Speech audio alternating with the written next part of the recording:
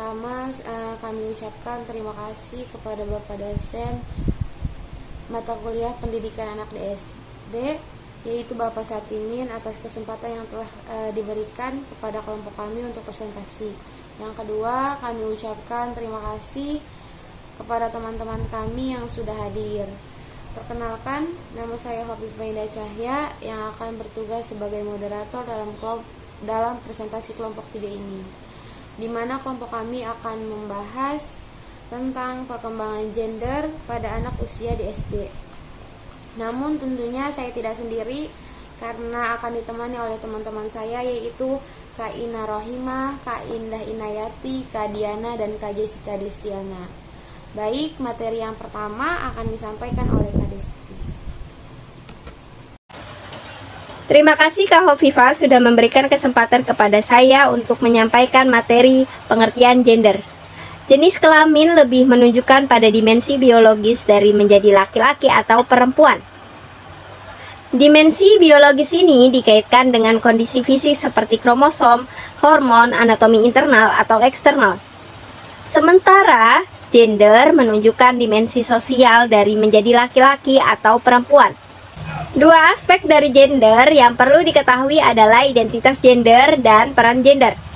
Identitas gender adalah suatu perasaan menjadi laki-laki atau perempuan, di mana hal ini kebanyakan diperoleh oleh anak begitu usianya 3 tahun.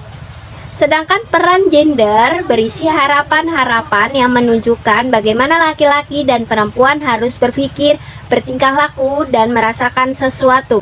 Di pihak lain, stereotipe gender diartikan sebagai seperangkat keyakinan, belief tentang karakter yang sesuai menjadi perempuan dan laki-laki. Misalnya, begitu anak lahir, orang tua cenderung memberikan perlakuan yang berbeda. Berjalannya waktu, perbedaan ini sangat nampak dari gaya potongan rambut, warna baju, maupun jenis mainannya. Selama masa perkembangannya, orang dewasa dan kelompok sebaya memberikan dukungan atas perbedaan yang ada. Anak perempuan dan laki-laki belajar peran gender melalui meniru atau mengamati lingkungannya.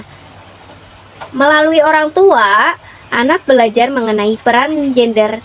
Itulah sebabnya orang tua dikatakan sebagai sosok yang paling berpengaruh dalam perkembangan gender. Menurut Beers tahun 2000 mengatakan bahwa stereotipe gender dan peran gender dipengaruhi oleh lingkungan keluarga, orang tua, guru, mata pelajaran, atau teman sebayanya.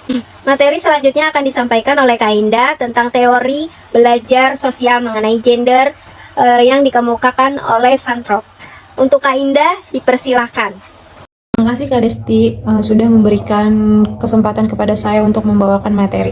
1. Pengaruh orang tua. Orang tua berpengaruh dalam perkembangan gender. Tampaknya sudah tidak diragukan lagi.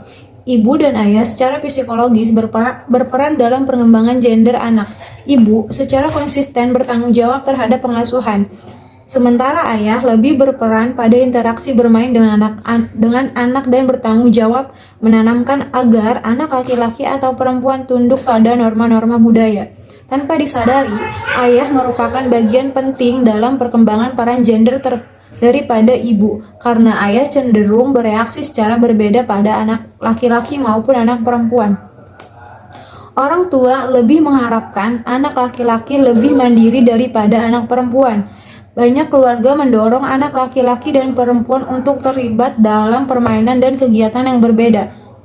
Anak perempuan umumnya bermain dengan boneka sampai ia mencapai usia sekolah, dan jika sudah dewasa, ia diharapkan dapat mengasuh dan terlibat dengan hal-hal yang bersifat emosional daripada anak laki-laki. Sedangkan anak laki-laki lebih dilibatkan pada permainan yang bersifat agresif. Begitu menginjak remaja, anak laki-laki lebih diberi kebebasan. 2. Pengaruh kelompok sebaya. Kelompok sebaya cenderung mendukung anak untuk terlibat dalam aktivitas yang sesuai dengan jenisnya. Kelompok cenderung mencela anak yang terlibat dalam permainan yang tidak sesuai dengan jenis kelaminnya. Tuntutan semacam ini akan semakin menonjol menjelang masa remaja. 3. Pengaruh sekolah dan guru. Ketika memasuki usia sekolah, anak menyadari dan meyakini bahwa ada beberapa stereotip seperti pekerjaan, kepribadian, ataupun keinginan berprestasi. Ada keyakinan anak laki-laki lebih unggul dalam pelajaran matematika dan atletik, sedangkan anak perempuan pada pelajaran seni, musik, dan keterampilan. Stereotip gender ini menguatkan perilaku anak-anak perempuan yang di usia sekolah tidak menonjol pada pelajaran matematika. Selanjutnya dibacakan oleh Kak Diana. Terima kasih untuk Kak Indah sudah memberikan kesempatan kepada saya untuk menjelaskan tentang pengaruh media massa. Berbagai berita yang disajikan melalui media massa dapat berpengaruh besar dalam perkembangan gender. Bagaimana cara wanita tampil di televisi, majalah, atau koran amat berbeda dengan laki-laki. Wanita lebih banyak ditampilkan di berbagai iklan.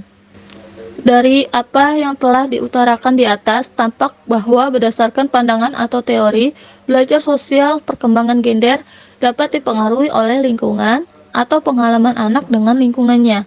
Sebetulnya, perkembangan gender juga bisa dipengaruhi oleh faktor biologis dan pemahaman kognitif. Namun, semua penjelasan ini sangat tergantung dari sudut pandang kita sendiri. Dan untuk bagian B-nya, peran gender di usia sekolah.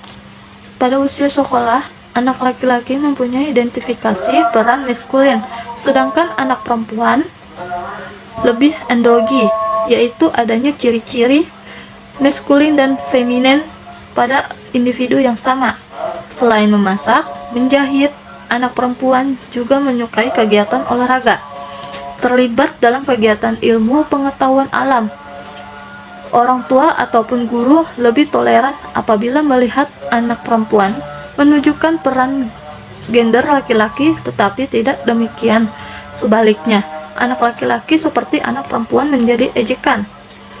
Dan di sini pada dasarnya memang ada perbedaan gender dalam kemampuan mental dan kepribadian. Anak perempuan lebih unggul dalam perkembangan bahasa, namun lebih sensitif dan tergantung, sedangkan anak laki-laki dalam kemampuan keuangan dan agresif.